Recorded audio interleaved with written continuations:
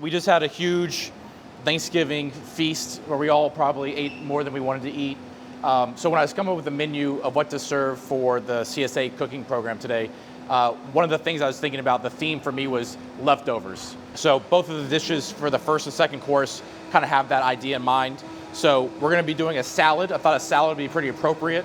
We're going to use fennel, frisee, radicchio, parsley, dates and walnuts all in the salad.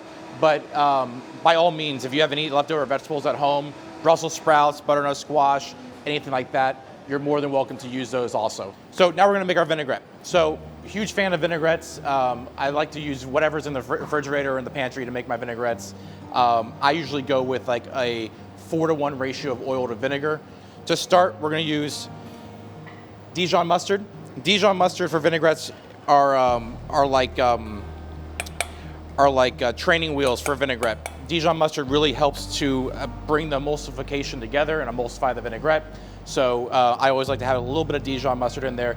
This is going to be microplaned garlic. So garlic that we just used a microplaner for brings out a little bit of sweetness from the garlic. So we're going to put that in there. Honey. Honey is going to bring some sweetness to it also. Also going to help to emulsify the vinaigrette. So this is about a tablespoon of each. I don't have the recipe in front of me, but I feel like it's about a tablespoon of each. Sherry vinegar, add that right in.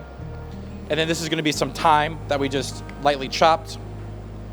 All that's going to go in. So I'm just going to stir this to combine it.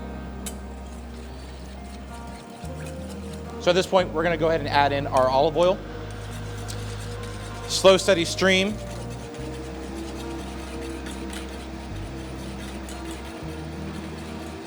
And we're just going to try to bring like a nice velvety mixture here. And you'll see that the olive oil starts to kind of combine and create one texture versus the oil just sitting on top of the vinegar and mustard. So you get to a point where you no longer have to do little by little. You can just go ahead and add in a little bit more than you were originally. Stir that in. We're going to add a touch more, and we're going to taste for seasoning. At this point, we have not added in salt. So we're going to add a little bit of salt to this. So I wanted to make note of this. This is really, in my opinion, the only salt we should be using at home or in the kitchen. Diamond brand kosher salt. We're going to use this for our pasta water also. But this is what we use at Gravitas and at Baker's Daughter. This is what I use at my home. Really good salt. It's a nice base level of salinity. I like it because of the grains. It's not too fine, not too thick. So we're going to add about 2 solid pinches to this. A little bit of cracked black pepper. Stir that. We're going to taste for seasoning.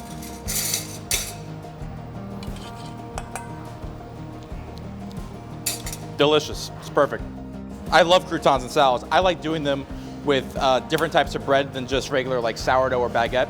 So in this instance, we're going to use a raisin walnut bread, like a cranberry bread. I feel like at this point in the world, pretty much every grocery store has some sort of raisin walnut bread. I like having loaves like that around the house this time of year. You have friends over, make a quick cheese board, charcuterie board.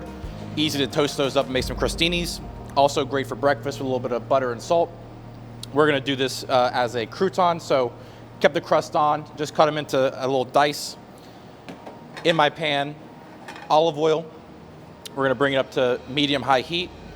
We're going to add in our chopped bread, and we're just going to toast this all over.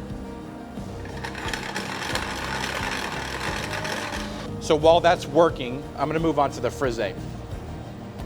So frisee is a really interesting lettuce. It's got a little bit of a pepperiness to it, a little bit of a bite to it. I like it because it's also nice and frilly with the leaves. So it comes like this with the stem on it. We're going to remove the stem.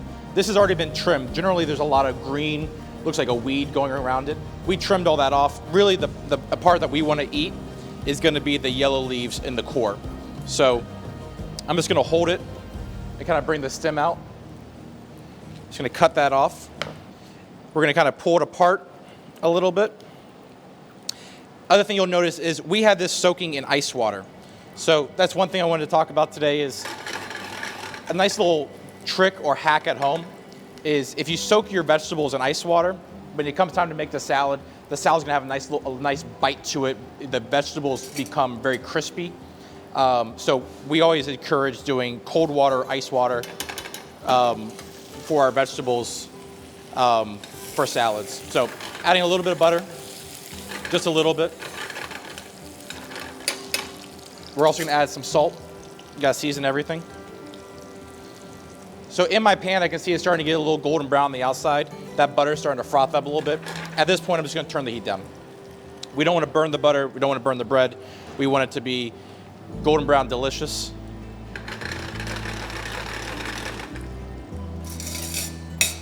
So these are almost done.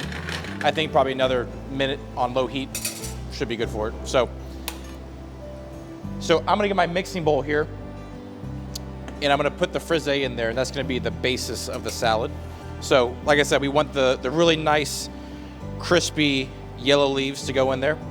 So this has been drained of all the water that I was soaking in, the ice water. Okay, so next up we have a little bit of fennel.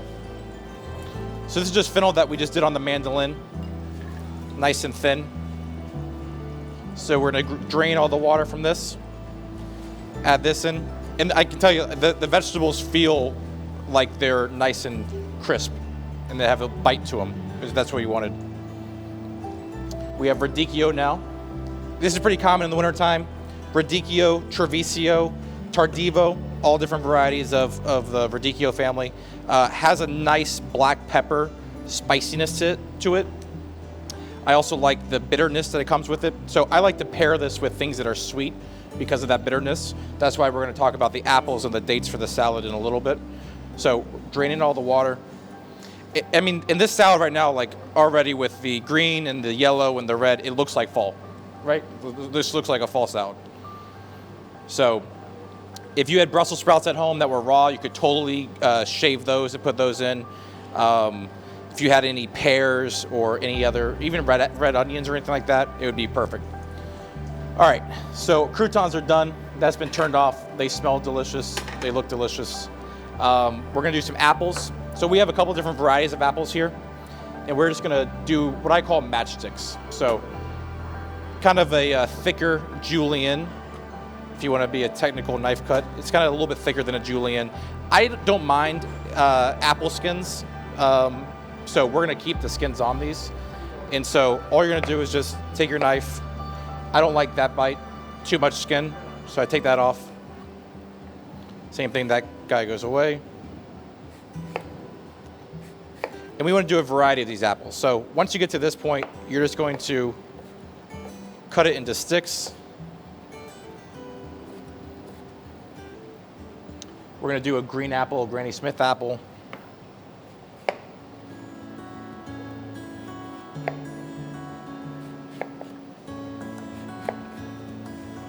And we're going to do matchsticks on these.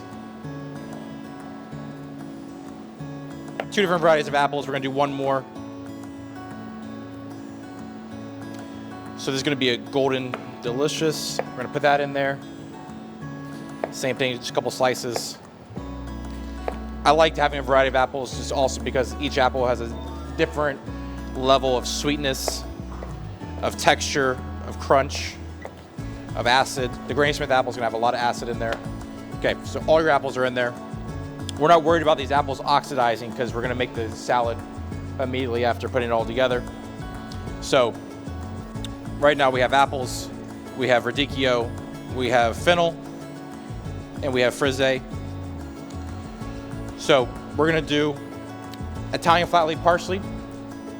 So we're just gonna pick this from the stems.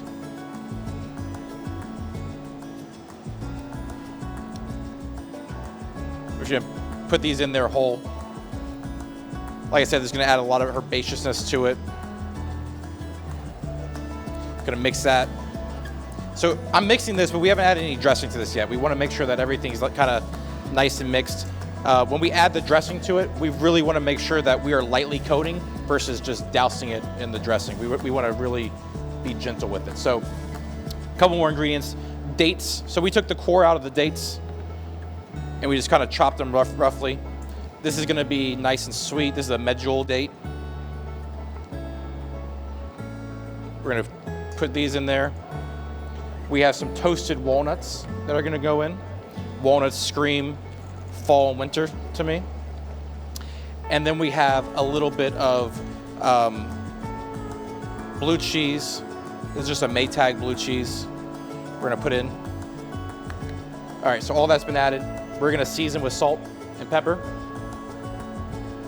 A little bit more. Pepper. Be generous in your seasoning. Okay, croutons. These are the finished product of the croutons we made earlier. Nice and crispy, crunchy, delicious. We're gonna kind of scatter these around. I like a good crouton to vegetable ratio in my salad. So what we're gonna do with this dressing is we do not want to douse this salad in dressing. We want to coat it, if you will. We want to just gently give a little light coating to it. So the way we do it in the restaurant to achieve that is we have our dressing. Take a spoon. We're gonna dress the outside of the bowl. We never dress directly on the salad, always the outside of the bowl. This allows the dressing to seep on the bottom without weighting down the lettuce. And the other thing we do in restaurants that I think make a big difference when it comes to salad is we mix it with our hands. A lot of times when you use tongs or use a spoon to mix salads, it bruises the lettuce, it bruises the salad, it kind of weights it down. We want to be gentle with it. So we're gonna put our hands in there. And we're just gonna kind of just toss it, just gently toss it. Kind of rotating the bowl. And we want to make sure we keep all this beautiful height to the salad. Everything's nice and crispy. Everything's nice and bright. We don't want to lose that. And I can already see that most of the lettuce in here is already glistening from the sheen from the vinaigrette. It smells great. The sherry vinegar in that vinaigrette is really coming through with the apples. It smells super, super good. So when we do this, we're going to do the same approach where it's a little by little, kind of getting a little handful with your hands and just doing a little bit at a time. And as you're building it, like, see what's already in there. So you already have 1 or 2 croutons. So like, let's fill it in with some more croutons, a little bit more radicchio. I don't think we have enough apples yet, so let's put some more apples in there. What else do we need in there? See more parsley for color, a little bit more croutons. Let's do one more little pile on top to kind of give it a little bit more height to bring it home. Oh, beautiful shaved fennel on top. I mean, it looks great. Finish it with some nice apples. Find a nice walnut to finish it with. There we have it. That is our fall apple salad with frisee, fennel, radicchio, sherry, Dijon, vinaigrette, blue cheese. Looks delicious, just like fall. We sell dry tagliatelle pasta. We're gonna use this for our pasta. A couple things also, we're gonna use duck confit. So we sell confit duck legs at Baker's Daughter that we make ourselves. Confit means, is a fancy French word for cooked in its own fat. So we put a light cure on the duck leg, and then we let it sit for a day. The cure is going to help to bring out all the additional moisture in the skin and in the fat, while also seasoning the inside of the meat. From there, we cook this in duck fat for about 2 hours, letting it nice and soft to the point where we can then pick it off the bone, and that's what you have here. You have a nice shredded duck confit. It's going to be sweet, salty. It's going to have a little bit of that kind of irony type richness from the duck. So that's going to be the basis of the pasta. We're adding in some other fall flavors such as mustard greens, butternut squash. Baker's Daughter also does an herb compound butter. I'm a big fan of these little kind of what I call flavor enhancers to have in your kitchen and to have at home to try to elevate the cooking. So we're going to use this at the end to pack a lot of flavor into the pasta. So pasta water is working.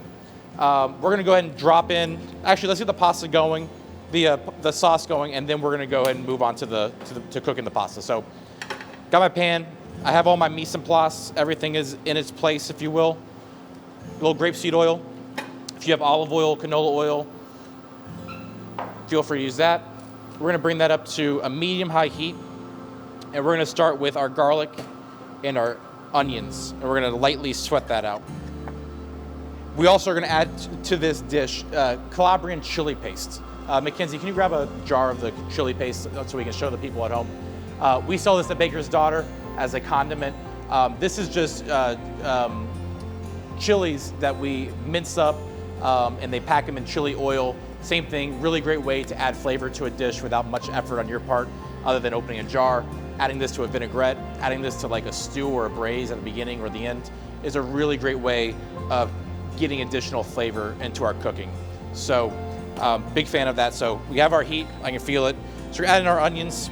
These are just julienned onions. And we just want to kind of lightly sweat them. We're also going to put our garlic in at the same time. I know the recipe says add the garlic first. It's fine. It's all going to be good. It's going to be okay. We're going to kind of toast this a little bit. We want that garlic to get fragrant. We want the onions to get a little soft. You know, a big part of cooking is knowing how to control the heat of the pan and also using your senses to identify what's happening. So obviously, if it smells like it's burning, it's probably burning. So things like that happen, remove from the heat, add a couple drops of water to the pan. Those are just little tips that kind of make it easier for you to cook at home. So we're sweating down the onions, not doing much other than just tossing them around.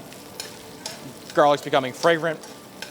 Once this starts to get a little soft, we're going to then add in our butternut squash because that is going to take a little bit of time to cook. So I can see my garlic's getting nice and golden brown. I'm going to add in my butternut squash.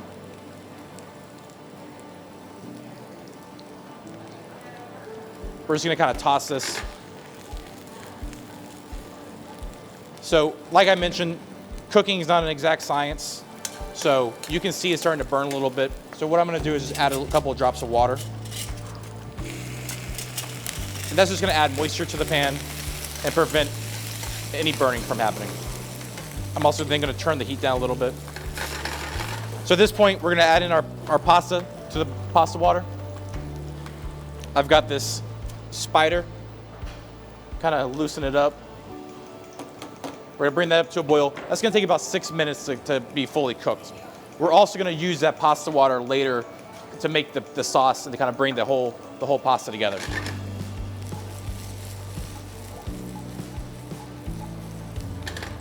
All right, so notice that the recipe for this doesn't have any herbs in it. The herbs are gonna be added at the end with our Baker's Daughter garlic herb compound butter. So at this point, we're gonna add in the duck. Beautiful shredded duck confit. We don't want to add too much because this duck is going to absorb a lot of the cooking liquid, and we don't want it to be too soggy of a pasta. You want it to be nice and bouncy. So at this point, you can see the pan starting to get dry. Pan's starting to kind of have a little sticking going on, which is fine. We want that. But what we're going to do now is we're going to pull that flavor off. So we're going to pull all this flavor that's developing on the bottom of this pan. And we're going to deglaze it now with white wine. So anytime I deglaze, I like to turn the heat up a little bit higher just to develop a little bit more heat. The more heat, the more caramelization, the better the deglaze. So that's what we want to hear. We're just gonna shake the pan a little bit, make sure that all of that flavor that's been built on the bottom is now coming up. The white wine is gonna be kind of the backbone of this sauce. It's gonna make the foundation. Everything's getting pulled up, smells great. I also love how the butternut squash, as it cooks, the brightness and the orange color really comes out. Really looking really nice. So far we have lightly sauteed onions, toasted garlic. We have in there duck confit. We have butternut squash. What's left to be added is we're going to do mustard greens. Mustard greens have a nice pepperiness to them, a little heartiness to them. I feel like in CSA boxes, a lot of times you get things that you're not quite sure of how to use them. Mustard greens are sometimes that very item. Turnip tops would be the same. So we're just going to kind of lightly mix this in to coat it. Smells great.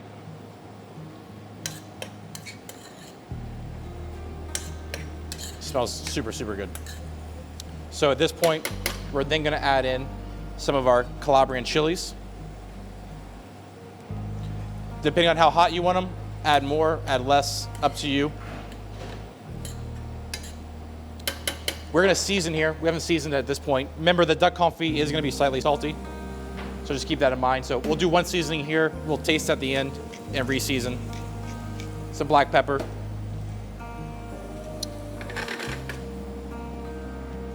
Smells great. The chilies are opening up. The sweetness from the squash and from the onions combining with the chilies are gonna be super, super delicious.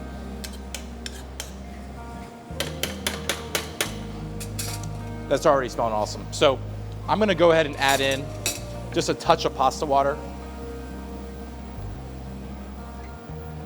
Pasta water, I really like using in pastas. A couple of reasons. As the pasta cooks, the starch is released into the water from the pasta. So that starchy water is really gonna help to bind the sauce to the noodles when we go to toss it. That's one reason. Also, we talked about seasoning the pasta water aggressively. That's gonna be a salty water. So you're adding flavor to the pasta versus just regular plain old water. So we're letting that simmer. We're just gonna kind of do like a little gentle spoon test. It looks like the squash is pretty much almost all the way cooked. We're gonna check our pasta now, turn this down to low. Let's taste here, see how we've done so far. Oh yeah, oh yeah. I'm liking that. So in the restaurant, when we test pasta, we take a noodle and we throw it against the wall. And if it sticks, it's ready. That's actually a lie, we don't do that at all, that's a joke. That's at the restaurant, we touch, we feel, we taste. That's how we know if the pasta's ready. So I touched, I felt, I didn't taste, but I touched and felt. I think this pasta's ready. So we're gonna take our pasta, we're gonna take our pasta sauce, we're gonna drain it. We're gonna keep some of the water there because we wanna have a little bit to make a little bit more sauce. Okay, we're now gonna bring our heat back up a little bit. I'm gonna add a little bit more pasta water. Doesn't take much. We just wanna kinda open up the sauce a little bit. I'm not a big fan of tongs with pastas, but to each their own. To each their own. We're just gonna kinda gently mix this, coat this. Baker's Daughter, herb compound butter, garlic, parsley chives, thyme, lemon zest, all in there. We're gonna add a pretty generous nug, if you will, to this. We're gonna put it right in. And this is going to emulsify with the pasta sauce and the pasta water to create a pan sauce. We're gonna taste this for seasoning once again before we serve it.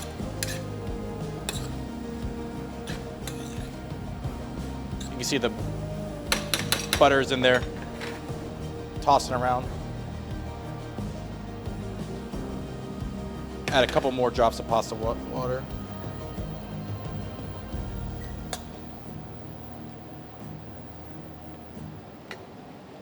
All right, and we're about to serve it, plate it, taste it. It's gonna be delicious.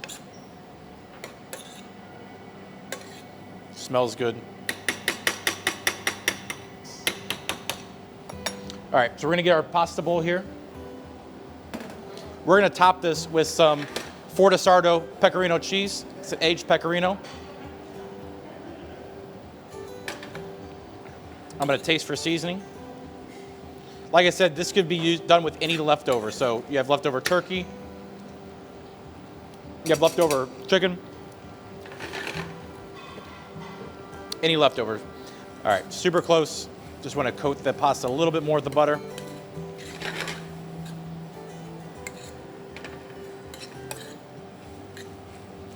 And then we are ready to plate it up.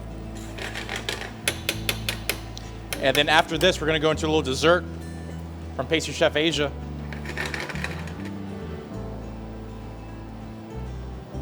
All right, pasta's ready. If you have tongs, you can use tongs. I'm just gonna kinda do it with my tweezers and kind of mound it up a little bit. Same thing we talked about with the salad. We're building a foundation, and then we're going to go back and we're going to fill in where we need to, depending on what ingredients we need to put in there. So we're going to put a little bit of the vegetable mixture, the duck mixture in there now. You can see that the herb compound butter brought out some herbs in there.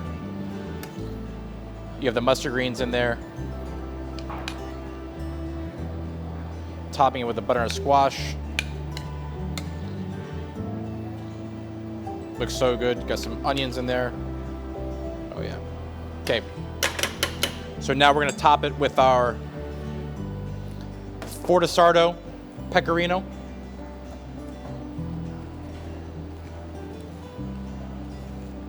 We're gonna get our microplane, and we're gonna make it rain. This has a really nice saltiness to it.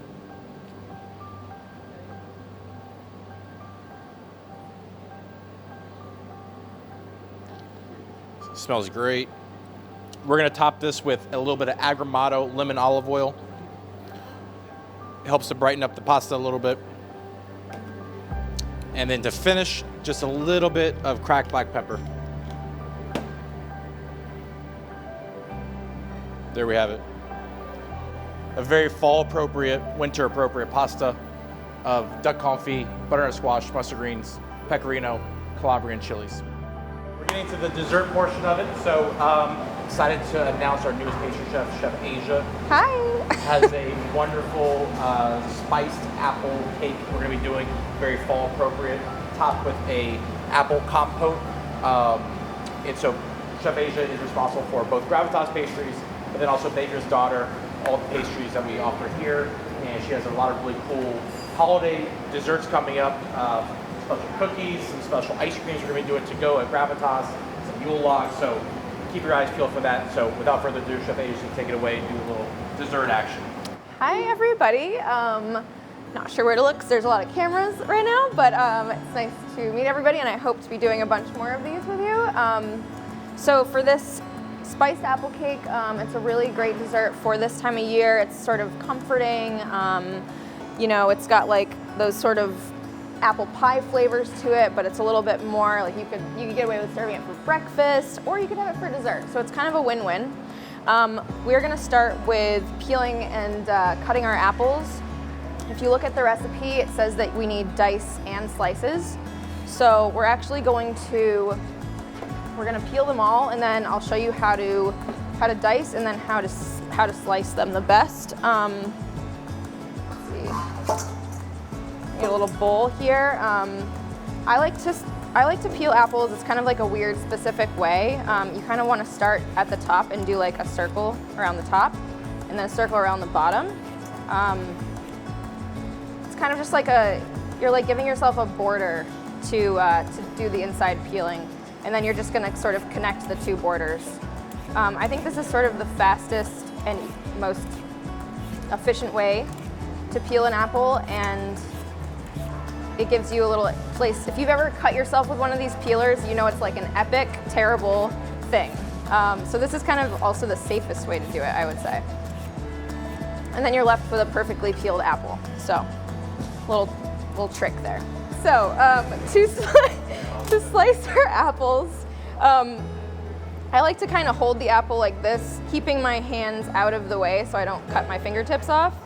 You can use the top of it as like a safe place to keep your fingers, and then just cut the ends off of your apples.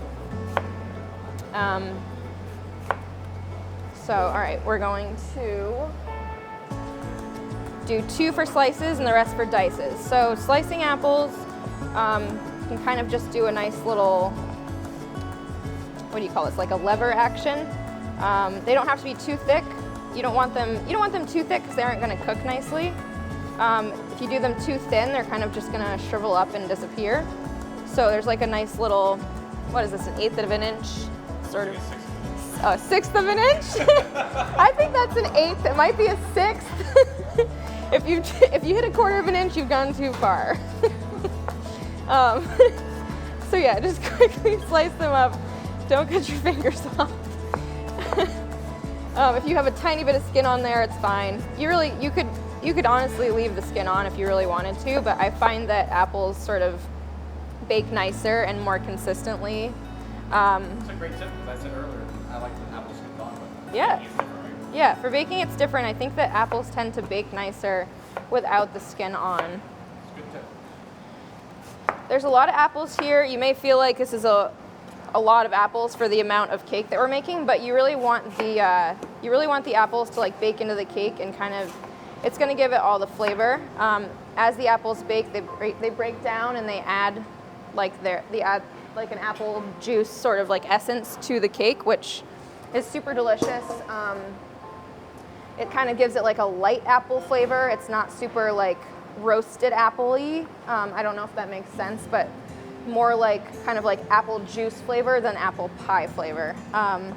So for our dice, I like to slice the apples thicker, so I think this is about a 1/2 inch slice. You could do larger if you'd like to. Yeah, no, maybe we need a ruler around here. We have some debate about our apple slices. A little rough dice is fine, so I'm gonna just, after we cut them the long ways, I'm gonna cut them short ways. We have sort of like medium-sized apple cubes. Again, this is sort of like dealer's choice. If you want large chunks of apples in your cake, that's totally fine. I like them to be a little bit smaller so that there's more of them. And then you kind of get them dispersed through your cake more. So just gonna do that to all of our apples. There we go. We are going to toss our diced apples with our cinnamon sugar. So cinnamon sugar, we've got ours here. Just gonna mix these up in these cute little cups that we have, and then give it a toss. Swirl? A little swirl, you gotta swirl it. So what's in there? So cinnamon and sugar, 1/3 of a cup of sugar, and then tablespoon of cinnamon. Okay. So then we're just gonna pour it over nicely, and then we're gonna toss our apples with the cinnamon sugar. So like so, give it a little toss. So they're nice and evenly coated. All right, see, this is our guy that I said before. I cut a little too close to the core, we'll just pick it out. Got too close to the core. A little too close to the core. All right, there, our apples are ready to go. So we're gonna put these aside, and later on we will mix them into the cake batter. Okay. All right, so now for the mixing part, we're going to start with our dry ingredients. So in the bowl, we're going to mix our all-purpose flour, or colloquially known as AP flour. If you ever see a recipe where it just says AP, that's what it's referring to for the most part. It's just all-purpose flour. Sugar. Okay. And then our baking powder and sea salt is in here as well. So those are all of our dry ingredients. A lot of recipes will tell you to sift dry ingredients, but you can kind of bypass that if you whisk your dry ingredients together first. If you do this, you will break up any sort of flour lumps or baking powder lumps that you might have. And then we're actually going to sort of create a little, not a well, but we're gonna mix our, little divots. We're gonna mix our wet ingredients in here. And in doing that, we're also going to avoid the dreaded lumps in our cake batter, which nobody wants. So first we'll go eggs. 4 eggs, right in the middle. What's this technique you're doing, cracking the eggs? Talk about it. Oh, okay, so this is kind of a weird thing. People always ask me about this. I like to crack eggs together. You think that both of them would break, but it's funny, only one breaks. So it's like a more efficient way of cracking eggs. You don't have to like smack it off the table or the side of the bowl. I feel like the side of the bowl method never works for me. You always end up breaking the egg on the side of the bowl, and then it gets everywhere, and then you've got... So for the last one, I do the table method, not the bowl method. But you just have to be careful, that's all. But side of the bowl, it's a pet peeve of mine. I really don't like cracking eggs off the side of the bowl. So together and then on the table, gently. All right, so the eggs are in the bowl. We're gonna add the orange juice.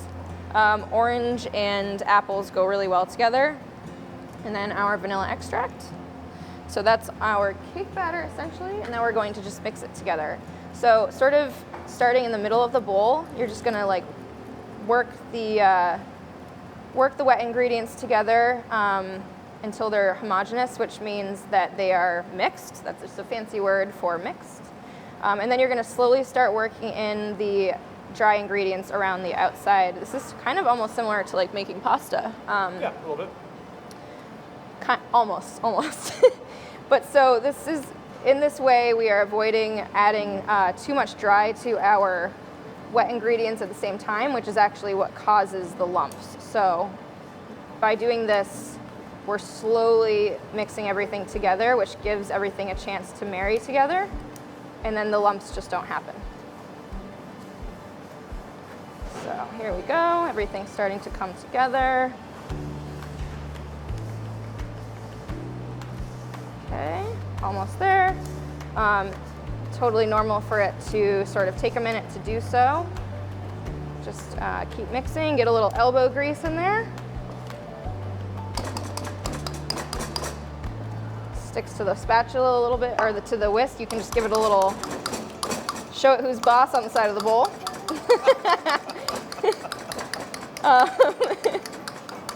And then if you look in the bowl, you see, lastly, we're going to, I'm sorry, I forgot the olive oil, but you can add that last. That is totally fine.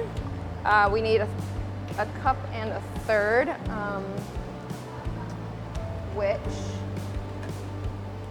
actually, I know that this is about a third of a cup, so I'm just going to eyeball it, but please don't eyeball baking recipes. Please don't do it. There's like, you can absolutely shoot from the hip with savory recipes, but any pastry recipe, you gotta follow the recipe, I promise you. So in place of olive oil, can we use coconut oil or anything else? You can totally sub out different oils. If you like avocado oil, if you like coconut oil, you can absolutely sub those in. If you are familiar with grapeseed oil as well, that's a good one. I love the flavor of olive oil personally, so that's kind of a go-to for us in the restaurant biz. As you mix the oil in, you'll see that the batter gets really shiny and pretty. Just want to make sure it's worked in all the way. You can do it like this if you want to add the oil last, or throw it in with the rest of your wet ingredients. Okay. That's good. Yeah, so nice shiny batter. What about like the addition of like vanilla beans or anything like that? Yeah, if you prefer to use whole vanilla bean pods instead of vanilla extract, that's totally good to do, and also it has those pretty little specks. I prefer actually vanilla paste. Vanilla bean paste, if you see that in your grocery store, has a little bit more flavor than vanilla extract, and then you get the added bonus of the seeds.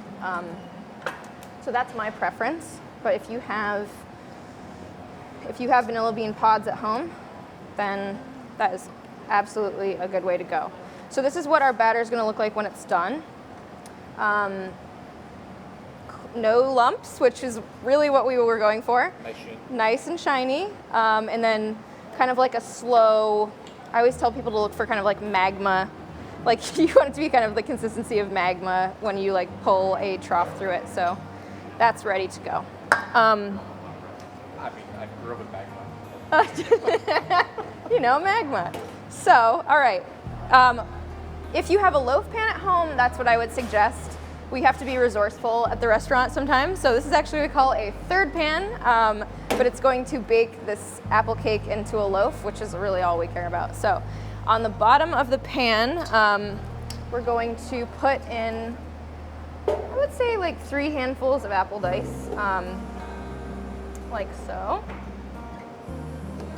And then we are going to put half of our batter in the pan. So you can eyeball this, it doesn't have to be super specific.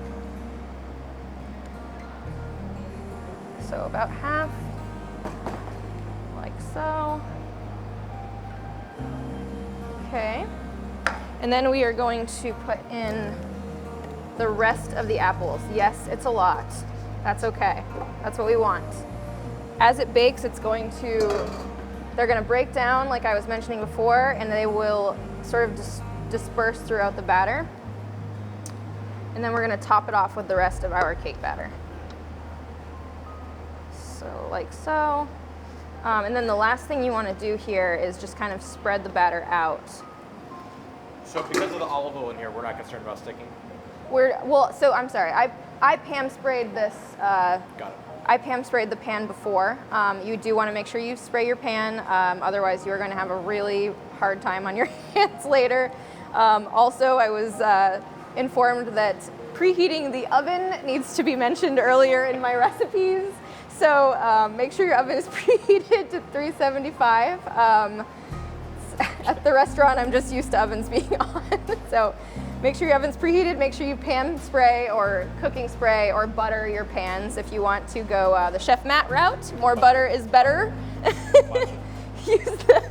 Just butter your pans. Okay, so that is that. And now we're going to shingle our apples on the top of the cake. So kind of arrange them nicely. If you want to go, you can do as many or as few of these on top as you want to. You can make pretty designs. I just like to shingle them. If you bake this cake if you happen to throw this in the oven and the apples sink into the batter, just throw more on top when it's about 3/4 of the way baked. And then they'll stay right on top. It depends on what temperature your oven is, but usually I don't have a problem. What about additional toppings at this point? If you wanted to throw on like streusel or like a crumble, you could do that. If you wanted to sprinkle like maple sugar or even more cinnamon sugar on top, now would be a good time. Nuts? You could absolutely put nuts on here. I would recommend walnuts or pecans. Pecans or pecans? So I'm from Vermont, so I happen to say pecans, but I am told that is incorrect. So pecans are the way to go. And yeah, so then you kind of have your beautiful apple cake and it's ready to go in the oven just about. Yeah, so after we throw this in the oven, when it comes out, let's see, this is what it should look like. Throw it in, and then a little TV magic here, guys. We have our apple cake. So this one has fresh apples on top, has the apples baked throughout. I topped this one with a little bit of brittle, so if you had any sort of like, you go with like Heath bar or something like that, it's kind of like a brittle that you could find at a grocery store, just sprinkle that on top instead. And then the fresh apples, and then our apple butter, which I'm actually going to just spoon over the top. So if you were to slice a piece of this, you would get a little bite of everything. What's in the apple butter? So the apple butter is apples. I used Honeycrisp, and then cinnamon sticks, star anise, a little bit of nutmeg, and vanilla bean. And then I like to use apple cider in place of water because I think that it's always best to just add more flavor rather than add water, which doesn't taste like anything. So, and maple syrup, and then you just let it cook down. And after the apples break down, you just want to either run it through we use a Robocoup, but any food processor will do. So it's kind of like chunky smooth, but not too chunky. But it still has a shine to it. Still has that sheen. Yeah, still has that shine. It's slightly more texture than applesauce, and it's slightly thicker than applesauce, and it is more flavorful. So this is sort of our preference here. And then yeah, just slice it and go. And then you have your breakfast, you have your dessert, you can have whatever you want. And that is the apple cake that we make here at Baker's Daughter. All right, folks. So we had a great little 3-course menu today. We did the fall salad of radicchio, fennel, apples, dates, and blue cheese, and a sherry Dijon vinaigrette. We then made a duck confit tagliatelle pasta with Calabrian chilies, pecorino, a little bit of agrumato on top. And then Chef Asia made a beautiful spiced apple cake topped with a wonderful apple apple butter. So this was a lot of fun today. Thank you everybody for joining us. Remember, we do this every Thursday. You pick up your CSA box on Thursday from Baker's Daughter. We do this on Saturday with an online live cooking demo. We're gonna be doing this the entire month of December. Also, please be sure to check out Baker's Daughter Hanukkah packages, holiday Christmas packages, Chef Asia's Yule logs, holiday cookies, and then, like we talked about, dropping on this coming Wednesday, Gravitas to go. We're going to be doing a la carte format and a 3-course dinner format from Gravitas to go, kind of getting ready for the winter months, as we don't really know what to expect. So thank you everybody for all the support, and we look forward to seeing you at Gravitas and Baker's Daughter. So thank you. Thank you.